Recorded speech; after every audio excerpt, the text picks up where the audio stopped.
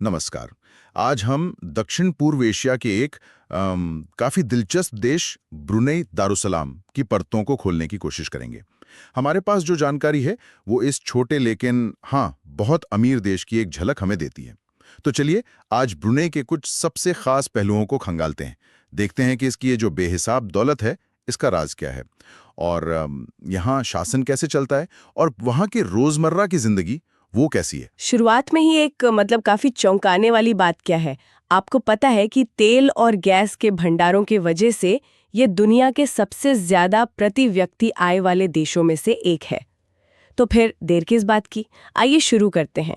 पहले जरा देखें कि ये देश नक्शे पर कहाँ है और इसका इतिहास वो क्या कहता है। बिल्कुल, ब्रुनेई बोर्नियो द्वीप के उत्तरी किनारे पर बसा एक छोटा सा देश है।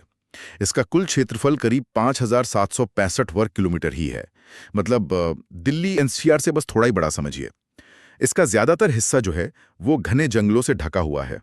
इतिहास की बात करें तो ये 7वीं सदी की एक अहम इस्लामी सल्तनत का हिस्सा रहा है। बाद में फिर 19वीं सदी में ब्रिटिश प्रभाव बढ़ा और आखिरकार 1984 में इसे पूरी आज़ादी मिली। अच्छा, 1984 में, और यहीं से चीजें और पेचीदा हो जाती है ना, खासकर जब बात शासन की आती है। ये कैसे चलता है? क्या ये बाकी देशों जैसा है? नहीं नहीं, बिल्कुल नहीं। ब्रुनेई एक पूर्ण राजतंत्र है, जिसे अंग्रेजी में हम एब्सोल्यूट मोनार्की कहते हैं। इसका मतलब है कि सुल्तान ही देश और सरकार के मुखिया हैं। सारी बड़ी शक्तियां वो उन्हीं के पास हैं और देश का पूरा प्रशासन सीधे उनके कंट्रोल में है। एक और अहम बात, यहाँ इस्लामी शरिया कानून भी लागू है, जो पारिवारिक मामलों से लेकर कुछ हद तक आपराधिक न्याय व्यवस्था पर भी असर डालता है। ये शासन व्यवस्था आज की दुनिया में आप कह सकती हैं काफी अनूठी मानी जाती है। सही कहा, काफी अनूठी। जाहिर है इस तरह की व्यवस्था और देश चलाने के लिए पैसा चाहिए, तो अर्थव्यवस्था उसकी रीढ़ क्या है? हाँ, जैसा कि आपने शुरू में इशारा किया था, अर्थव्यवस्था का पहिया लगभग पूरी तरह से तेल और प्राकृतिक गैस पर ही घूमता है। देश की ज्यादातर कमाई वो यहीं से होती है। सूत्र ये बताते हैं कि देश की जीडीपी का लगभग 60% और निर्यात का करीब 90% हिस्सा वो इन्हीं दो चीजों से आता है। 90%? जी हाँ, इसी वजह से यहाँ प्रति व्यक्ति आय इतनी ज्यादा है, आसमान छूती हैं। 90% निर्यात, ये तो सच में मतलब बहुत ही ज्यादा निर्भरता है एक ही चीज पर। हाँ, और यही ब्रुनेई की सामने सबसे बड़ी चुनौती भी कह सकते हैं। भविष्य के लिए उन्हें इस निर्भरता को कम करके अर्थव्यवस्था में विविधता लानी होगी। जैसे पर्यटन, कृषि या शायद टेक्नोलॉजी जैसे नए क्षेत्रों को बढ़ावा देना होगा।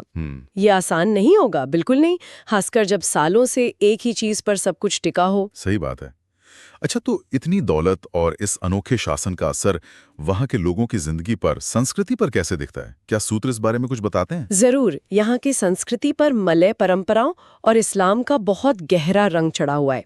मलय यहाँ की मुख्य भाषा है और इस्लाम जो है वो राजधर्म है।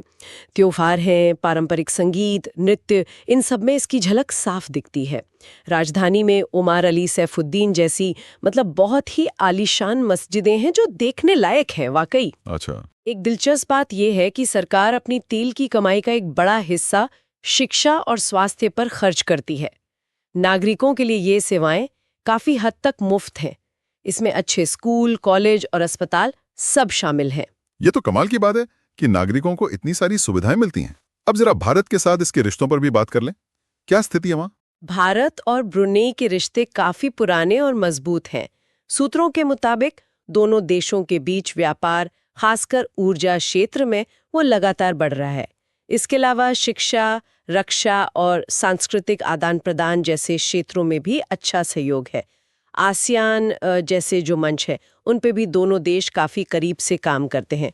तो कुल मिलाकर देखें, ब्रुनेई एक छोटा सा देश है जिसके पास बेशुमार दौलत है, एक अनोखी राजशाही व्यवस्था है, गहरी इस्लामी जड़ें हैं और नागरिकों के लिए एक उच्च जीवन स्तर है। लेकिन जैसा हमने बात की, इसके सामने अपनी अर्थव्यवस्था को सिर्फ तेल से आगे ले जाने की एक बड़ी चुनौती है। साथ ही पर्यावरण की चिंताएं और युवाओं के लिए नए मौके बनाना, ये भी अहम मुद्दे हैं जिनका जिक्र हमारे स्रोतों में मिलता है। बिल्कुल। तो ये सारी जानकारी हमें क्या सोचने पर मजबूर करती है?